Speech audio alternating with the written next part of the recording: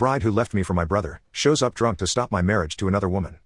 I, 30 male, never thought I would be writing this, but I need to get this off my chest. The past few months have been absolute hell, and I need advice on how to handle this situation. I have had a difficult relationship with my brother Nathan, 33 male, for the past 10 years. We used to be close growing up, sharing rooms, playing sports together, and even starting a small business in college. Everything changed when our father passed away unexpectedly from a heart attack in 2013. Dad had built a successful business empire from scratch, and everyone expected Nathan to inherit it as he was the eldest. But Dad had other plans. To everyone's shock, Dad left the entire business to me. The will was very clear about his reasons. Nathan had a severe gambling problem that started in college. He would often take money from the company accounts without permission, promising to pay it back but never did. Dad had bailed him out multiple times, but Nathan never changed. The final straw was when Nathan lost $2 million of company money in a single night at a casino in Vegas. Dad removed him from all company positions after that. When the will was read, Nathan lost it completely. He accused me of manipulating Dad and turning him against his firstborn son. He hired lawyers to contest the will, claiming I had taken advantage of Dad's deteriorating health to change it. The case dragged on for months, but in the end, the court upheld Dad's decision. Nathan didn't even stay for the verdict. He stormed out of the courthouse, saying he never wanted to see me again. Mom was devastated by the rift between us. She tried to mediate but Nathan wouldn't listen. He cut off contact with both of us. Mom would sometimes see him at the grocery store or mall, but he would pretend not to recognize her. It broke her heart, but she understood Dad's decision. Nathan had already cost the company nearly $5 million with his gambling addiction. I threw myself into work after that. The company needed strong leadership, and I was determined to prove Dad right. Over the next 5 years, I expanded the business internationally and tripled our revenue. During this time, I met Deborah, 28 female, at a business conference in Chicago. She was representing her family's tech company, and we instantly clicked. Deborah was everything I could want in a partner. Smart, ambitious, and compassionate. She came from a similar background. Her family owned a successful tech company on the West Coast. She understood the pressures of running a business and the importance of legacy. We started dating, and for the first time since Dad's death, I felt truly happy. We dated for 3 years before I proposed. It was a magical evening. I had arranged a private dinner on a yacht, with her favorite band playing in the background. She said yes before I could even finish my speech. We started planning our wedding immediately. Deborah wanted a big celebration, and given our family's social status, we decided on a lavish ceremony. Deborah knew about Nathan and our estrangement. Throughout our relationship, she would gently encourage me to reach out to him. She believed family was important and that Nathan deserved a second chance. I always refused. The wound was still fresh and I didn't want any drama in our lives. But a week before the wedding, Mom came to my office crying. She had run into Nathan at church. According to her, he looked better than he had in years. He was well-dressed, sober, and actually spoke to her. He told her he had been attending Gambling Anonymous meetings for the past year and was working as a financial advisor at a small firm. Mom begged me to invite him to the wedding. She said it would be wrong if my only brother wasn't there on my big day. After hours of discussion and Deborah also supporting Mom's request, I agreed. I called Nathan and formally invited him. He sounded genuinely happy and thanked me for the invitation. He arrived 3 days before the wedding, and to my surprise, he did seem changed. He was well-groomed, spoke softly, and even brought thoughtful gifts for everyone. The first meeting was awkward but civil. We had dinner together, me, Deborah, Nathan, and Mom. Nathan apologized for his past behavior and talked about his recovery journey. He said the GA meetings had helped him understand his addiction and its impact on others. Deborah was particularly interested in his recovery story and they spent hours talking about it. Looking back, I should have seen the signs. Deborah and Nathan spent a lot of time together during those 3 days, claiming they were working on a surprise speech for the wedding. I was too busy with last-minute preparations to notice anything unusual. Mom was just happy to have both her sons under the same roof again. The day of the wedding arrived.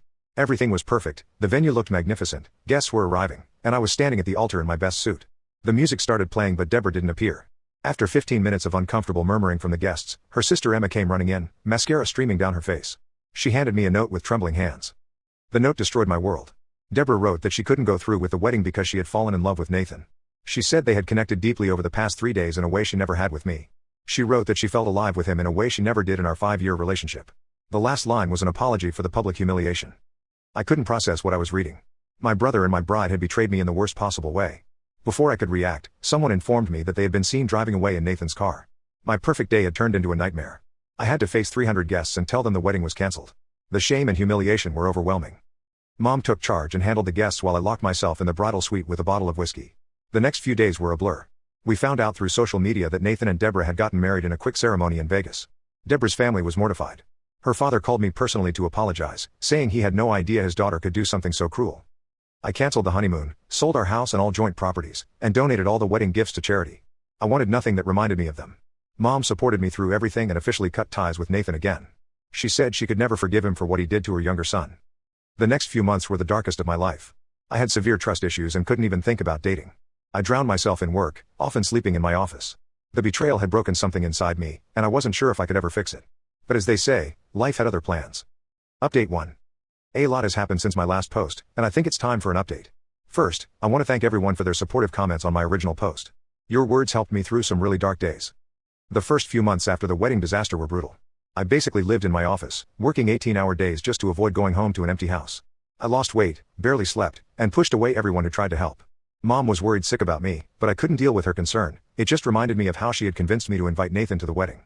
The breaking point came when I nearly lost a major client because I showed up hungover to an important meeting. That was a wake-up call. I realized I was letting Nathan and Deborah destroy not just my personal life, but also the business Dad had trusted me with. That evening, I went home, poured all my alcohol down the drain, and decided to start fresh. I hired a personal trainer, started eating properly again, and forced myself to maintain normal working hours. I also started attending business networking events again, not to date, but just to feel like a normal person. That's how I met Rachel, 29F, 3 months ago. It was at a charity gala for underprivileged children.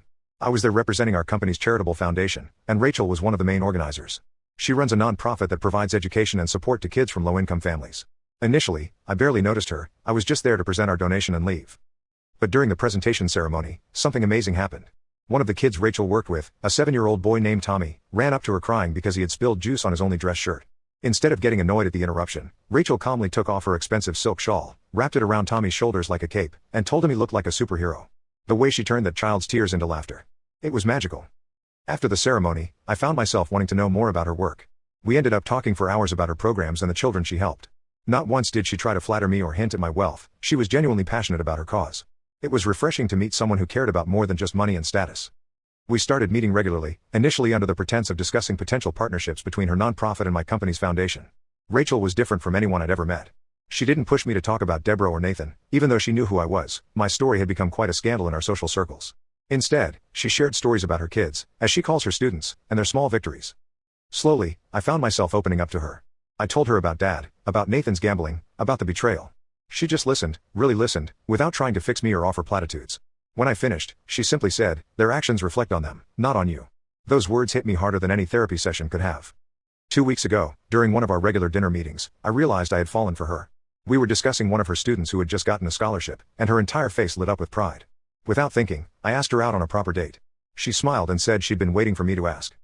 We've been dating since then, taking things slow but steady. Rachel is everything Deborah wasn't: genuine, grounded, and completely uninterested in the superficial trappings of wealth. She drives a beat-up Honda, wears thrift store clothes, and spends most of her money on her students. But she has the most beautiful soul I've ever encountered. Yesterday, everything came crashing back when I received a call from Deborah's mother. She was crying hysterically, saying Deborah had just had her second miscarriage. Apparently, Deborah and Nathan had been trying for a baby for the past year, but she keeps losing them. The doctors say it's due to extreme stress. She went on to tell me that Nathan had relapsed into gambling 6 months ago. He had lost most of Deborah's inheritance, money her grandfather had left her, at various casinos. They were fighting constantly, and Deborah was spiraling into depression. Then came the bombshell. Deborah had been asking about me, wondering if I was seeing anyone, saying she had made a huge mistake. Deborah's mother begged me to talk to Deborah, saying her daughter needed closure to move on. She said Deborah regretted her decision and wanted to apologize face to face. I listened silently, feeling strangely detached from it all. When she finished, I simply said, "I'm sorry for Deborah's losses, but she made her choice. She needs to live with it." It might sound harsh, but I felt nothing, no satisfaction at their misery, no anger at their betrayal, just emptiness. They were strangers to me now, characters in a story I no longer wanted to be part of. Later that night, I told Rachel about the call. We were cuddled on my couch, watching one of her favorite old movies. She listened quietly, then turned to face me. She didn't offer advice or judgments, just held my hand and said, "You did the right thing. Some betrayals go too deep for forgiveness." In that moment, looking into her understanding eyes, I realized I was falling in love with her. This morning, I received a text from Deborah's mother, saying Deborah might try to contact me directly. I blocked Deborah's number immediately.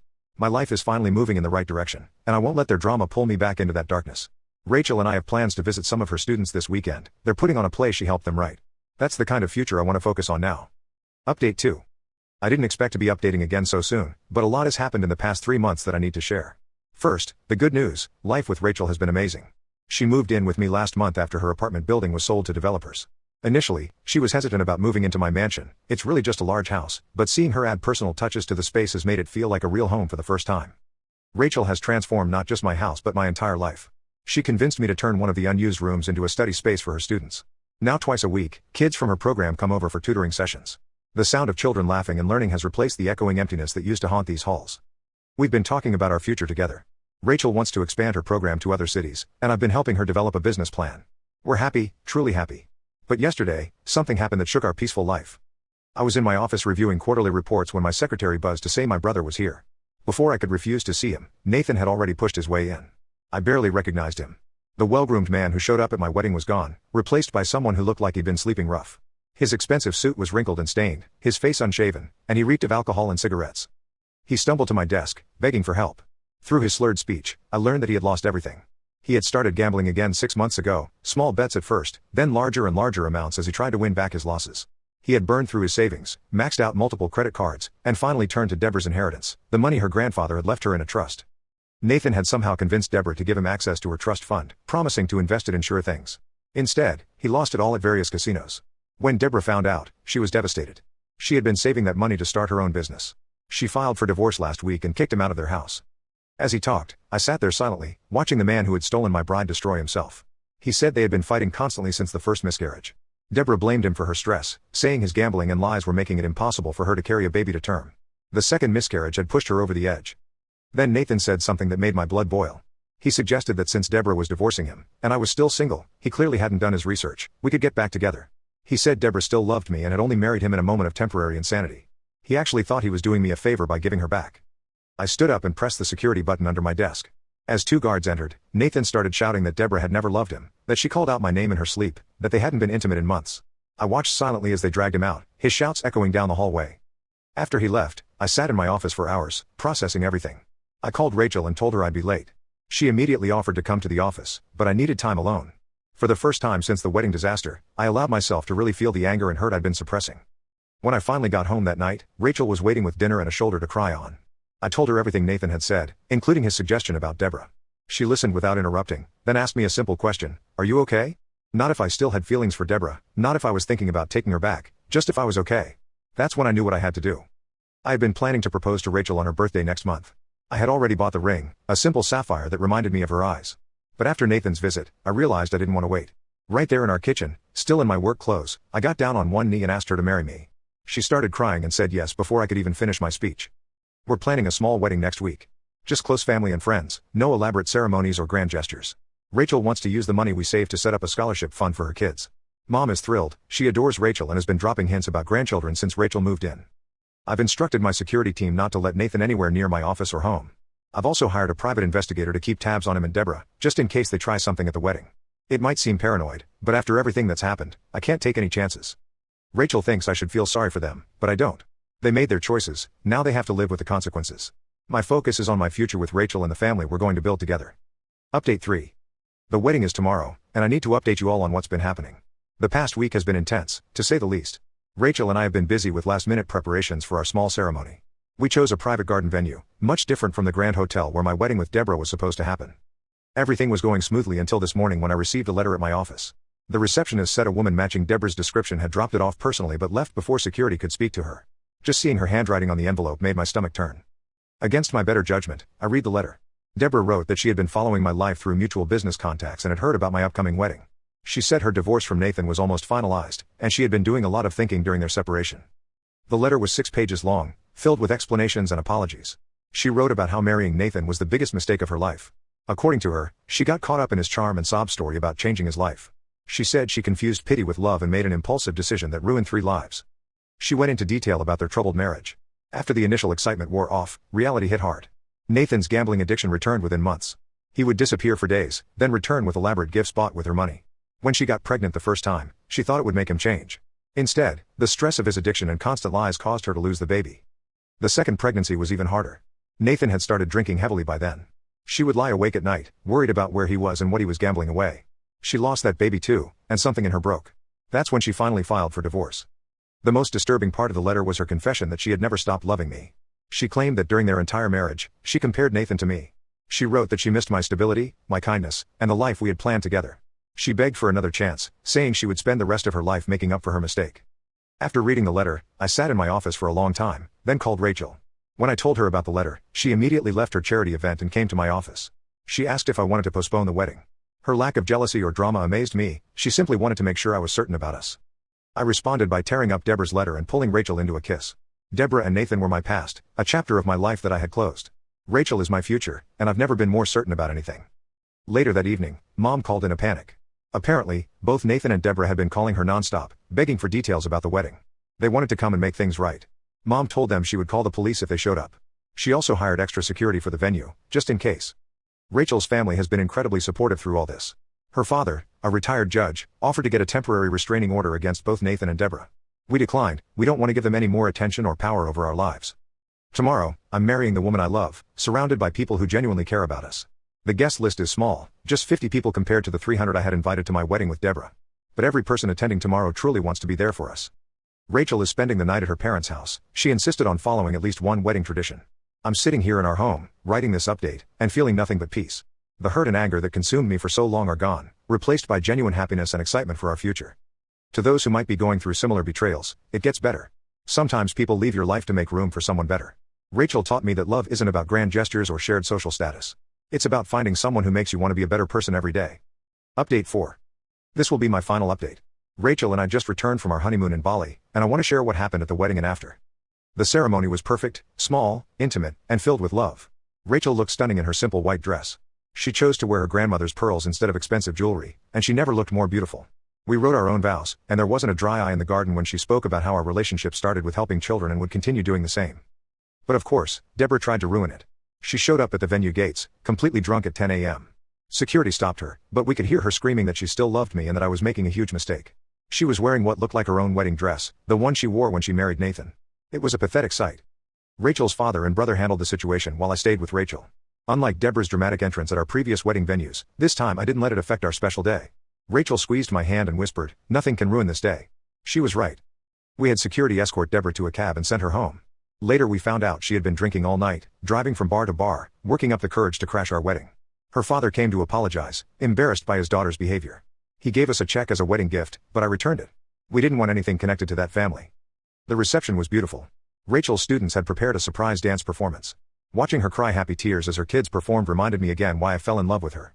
We donated all our wedding gifts to her nonprofit, setting up a new educational program for underprivileged teens.